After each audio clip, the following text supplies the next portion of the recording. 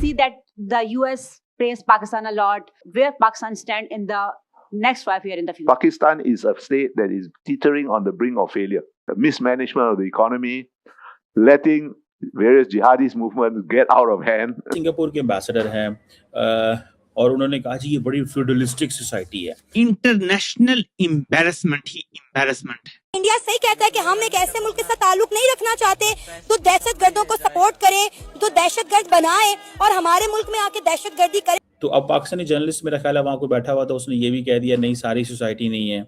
तो फिर एम्बेसडर ने कहा नहीं बहुत सारी है, तो आपकी लीड बड़ी मॉडर्न है, but they have no guts, उनके पास गट्स नहीं है। Ministry of Foreign Affairs of Singapore. Give it straight out on Pakistan. Boom. This is what your country is. Pakistan में 125 साल पुराना गुरुद्वारा जो था उसको डिमोलिश कर दिया गया। अगर हम अपने मुल्क में खुद दहशतगर्दी कर रहे हैं, फिर इंडिया सही इल्जाम लगाता है कि हमारे मुल्क में जो दहशतगर्दी करवा रहा है वो पाकिस्तान करवा रहा है। ये कहते हैं कि जनाब पाकिस्तान जो है उसने एक दफा एयरप्लेन हाईजैक किया। ईरान, अमेरिका, इजराइल जंग हो रही थी, इस दौरान 7,000 से ज्यादा पाकिस्तानियों को ऑन रिकॉर्ड जो तादाद मौजूद है उसके मुताबिक उनको यूएई ने डिपोर्ट किया। भारतीय वजीर आजम नरेंद्र मोदी ने गुज़िश्ता हफ्ते एक पॉडकास्ट इंटरव्यू में पाकिस्तान को दहशतगर्दी का जिम्मेदार करार दिया। नहीं होकर तमाम पाकिस्तानियों को सोचना पड़ेगा और इस हवाले से अज़म करना पड़ेगा। पाकिस्तान बड़ा मिसमैनेज है, शुरू से ही मुझे कुछ सोल्यूशन नजर नहीं आता। आपके जो सियासतदान है वो वेस्ट ऑफ टाइम है, द मिलिट्रीज जो है वो पार्ट ऑफ प्रॉब्लम है। जय हिंद दोस्तों, very warm welcome to Hindustan special channel. जैसा कि दोस्तों आपने क्लिप में देखा, पाकिस्तानी पत्रकार को यह उम्मीद थी कि पाकिस्तान की तारीफ होगी, लेकिन सिंगापुर के पूर्व राजदूत ने पाकिस्तान के जिहादी माइंडसेट को नंगा करके रख दिया। सिंगापुर के पूर्व राजनयिक बिलाहरी कोसिकोन ने इंटरनेशनल रिपोर्टिंग फ्लैगशिप कार्यक्रम में पाकिस्तान को जमकर लताड़ा। दरअसल एक पाकिस्तानी पत्रकार ने ईरान इजराइल युद्ध में पाकिस्तान की भूमिका को लेकर सवाल पूछा। उसने यह भी पूछा कि अगले 5 साल में वह पाकिस्तान को कहां खड़ा देखते हैं। सवाल के जवाब में पाकिस्तान को उम्मीद थी कि सिंगापुर के पूर्व राजनयिक उनके देश की तारीफ करेंगे, लेकिन हुआ बिल्कुल इससे उल्ट। बिलाहरी कोसिको ने पाकिस्तान की सच्चाई दुनिया के सामने रख दी। उन्होंने कहा कि भले ही पाकिस्तान ने ईरान इजराइल युद्ध के दौरान कुछ सक्रियता दिखाई, लेकिन इससे पाकिस्तान की जनता का पेट नहीं भरने वाला। उन्होंने कहा कि अगर पाकिस्तान समय रहते अपनी समस्याओं को ठीक नहीं करेगा तो एक देश के तौर पर उसे हमेशा नाकाम होने की कगार पर ही देखा जाएगा। सिंगापुर में बैठ के पाकिस्तान के बारे बड़ी बड़ी बातें कर रहे हैं और बड़ी चीजें हो रही हैं। सो इंटरेस्टिंग नैरेटिव सिंगापुर में बैठ के बन रहे हैं। अब ये एक एम्बेसडर साहब हैं, ठीक है, ये कहते हैं कि जनाब पाकिस्तान जो है उसने एक दफ़ा एयरप्लेन हाईजैक किया। उनकी डिमांड ये थी कि वो एक्स प्राइम मिनिस्टर भुट्टो से बात करना चाहते थे, उसके स्टाफ ने उसको जगाने से इंतज़ार कर दिया। सो सिंगापुर जो है उसने दे एंटर्ड इनटू इट और उन्होंने वो कर दिया।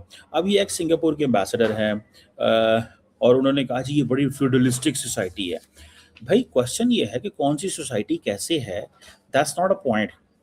आप क्वेश्चन ये है कि why are you trying to poke into Pakistan internal matter, ठीक है। तो अब पाकिस्तानी जर्नलिस्ट मेरा ख्याल है वहाँ कोई बैठा हुआ था, उसने ये भी कह दिया नहीं सारी सोसाइटी नहीं है।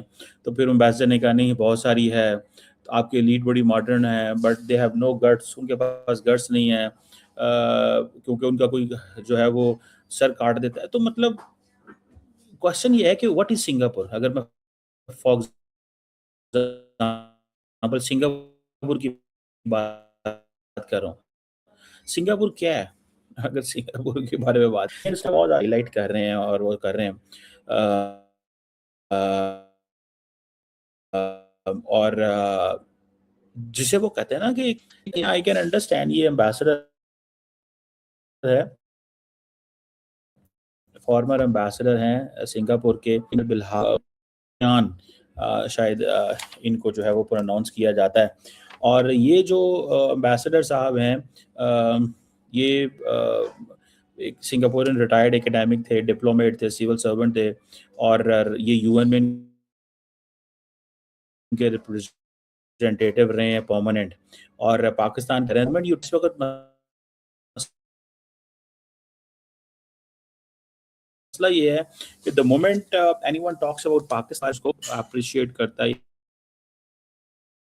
या उसको स्पेस देता है, वो हमें नजर आ जाता है।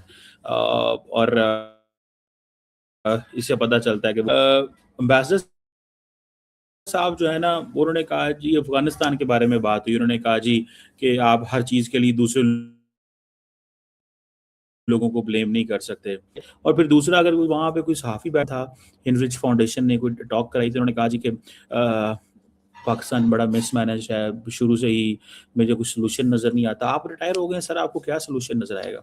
आपके जो सियासतदान है वो वेस्ट ऑफ टाइम है, द मिलिट्रीज जो है वो पार्ट ऑफ प्रॉब्लम है। पाकिस्तान में 125 साल पुराना गुरुद्वारा जो था उसको डिमोलिश कर दिया गया। जी हाँ, कहा यह जा रहा है कि पंजाब में 125 साल पुराना 125 इयर्स पुराना ये गुरुद्वारा जो है इसको डिमोलिश किया गया और तरह तरह की बातें की जा रही है। गवर्नमेंट की तरफ से अब ये स्टेटमेंट ये दी जा रही है कि जी बहुत पुराना हो गया था, कोई यहाँ पे पूजा के लिए नहीं आता था या गुरुद्वारे में कोई हाजिरी नहीं लगती थी लोगों की। लेकिन ये क्या बात हुई कि आप डिमोलिश कर देंगे इतना पुराना? उसकी तो मरम्मत होनी चाहिए थी, उसको तो अच्छे से ठीक करना चाहिए था ताकि वो गिरे नहीं, उससे नुकसान ना पहुंचे, लेकिन उसके बजाय उसको डिमोलिश कर दिया गया। चीमा साहब का ये कहना कि जी मजहबी आज़ादी है, लोग अपनी मर्जी से किसी भी रिलीजन को फॉलो कर सकते हैं, जी कुछ भी कर सकते हैं।